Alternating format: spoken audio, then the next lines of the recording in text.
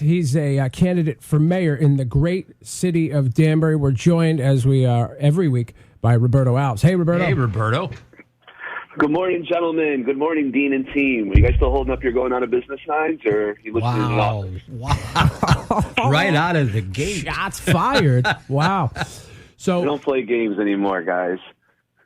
I love games. I'm a big game guy. I know you are.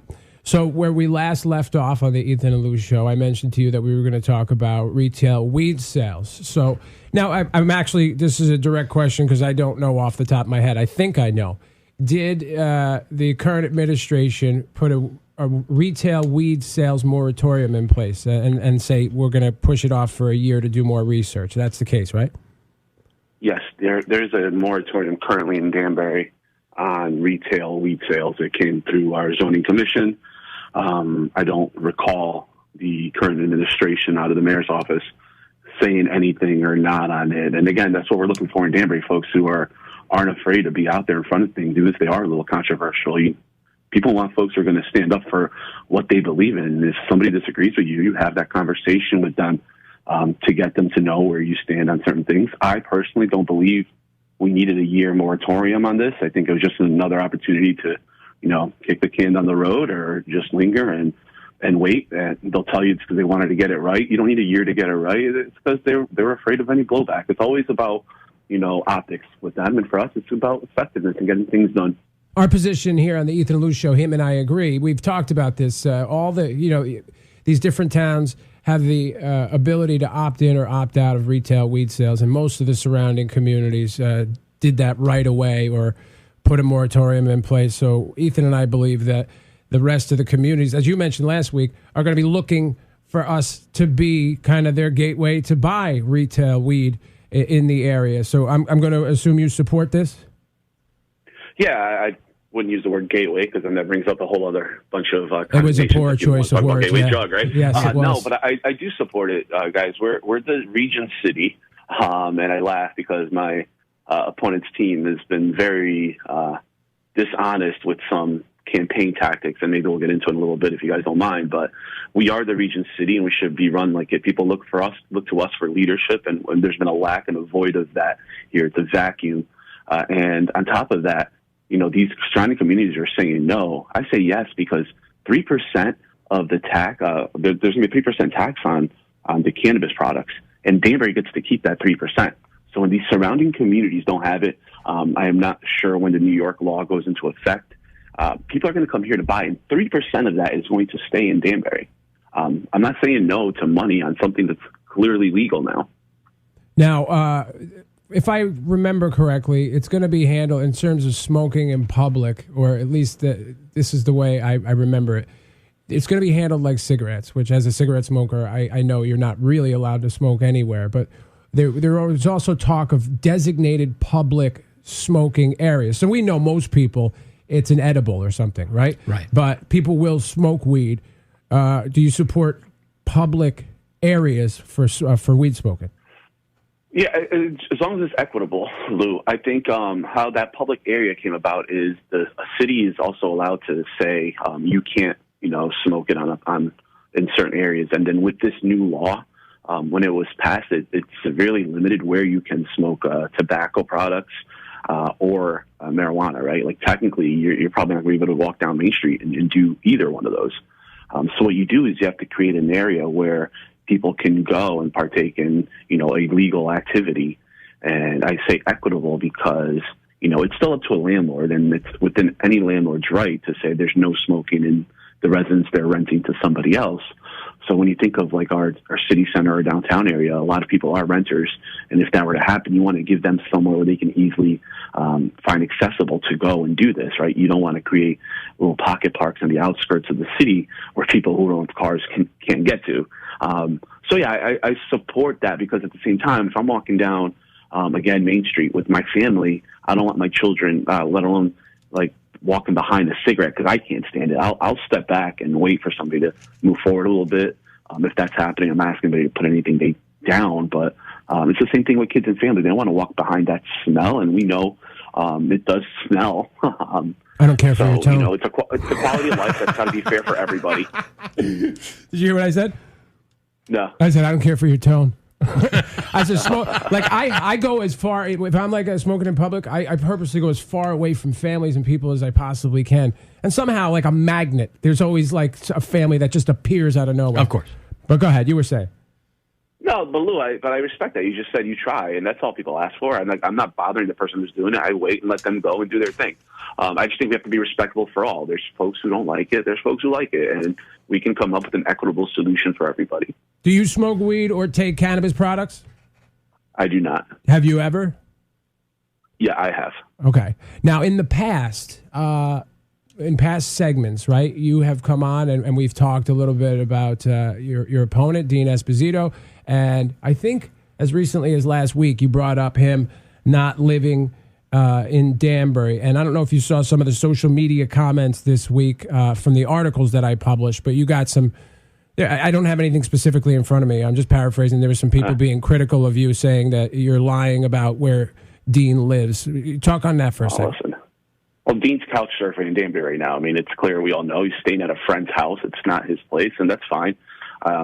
I know some people are like, well, Roberto doesn't pay property taxes. My wife, we live in my wife's, my house is under my wife's name. It was her great-grandfather's house built on her, it was her grandfather's house built on her great-grandfather's property. So, you know, houses stay in families' names. So, sorry, guys, to upset you there.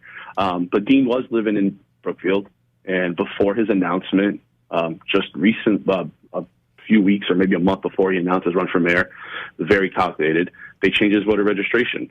But I also know his neighbor in Brookfield who says he still lives in Brookfield. And listen, let's just, like I said last week, let's say he's living here, right? He's couch surfing here, but he's living here, and maybe he'll move here if he wins. He's not going to, so he's going to stay in Brookfield. Put money on that. Let's see if FanDuel wants to take those numbers. And right.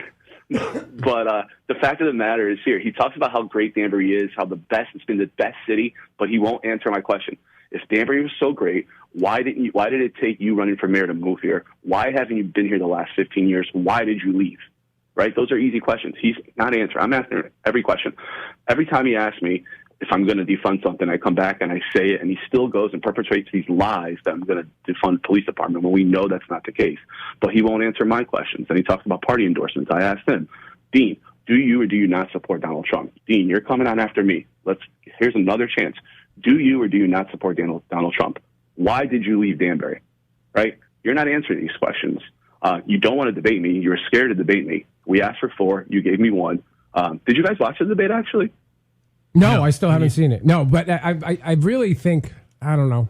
I'm still thinking about maybe us doing a debate for I-95 only, but I really would need help from Mike Allen on that one.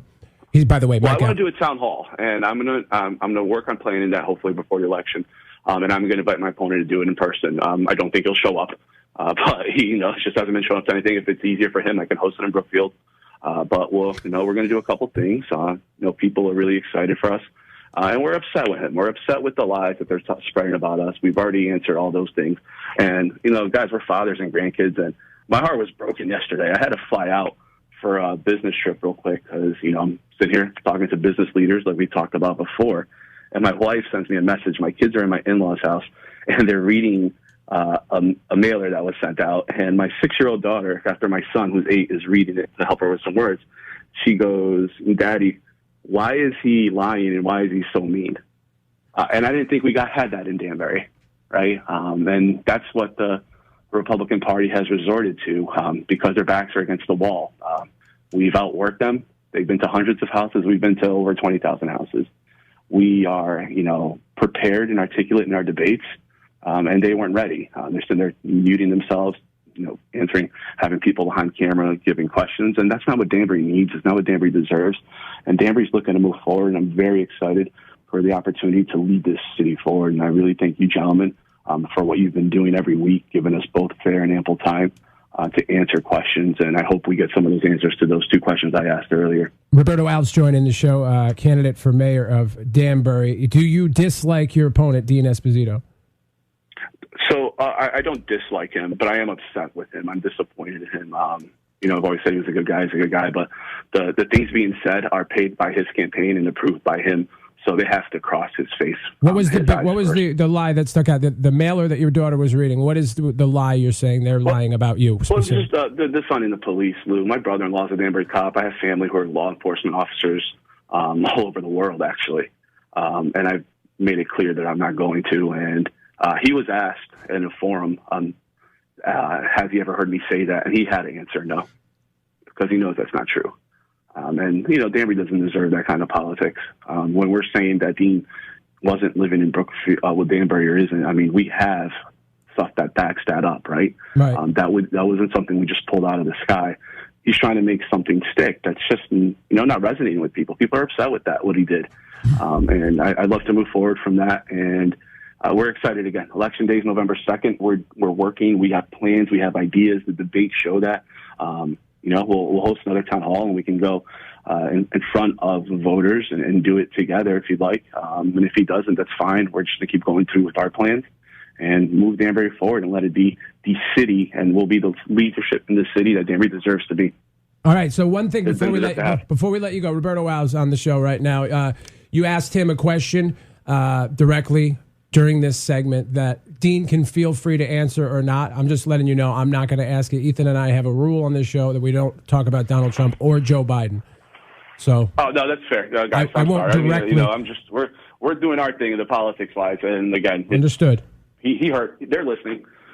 Okay, so again, Dean can choose to answer because you asked him the question, but that's mine and Ethan's rule. When we play with politics, we do it on a local level because national politics is a dumpster fire that only divides our audience, and I'm not interested in it. All right, Roberto, we appreciate your time, man. Thank you. Thank you so much, Roberto. Gentlemen, I appreciate both of you guys. All right. Nice to see you in person. All right, have a good one. You too. Take care. You go.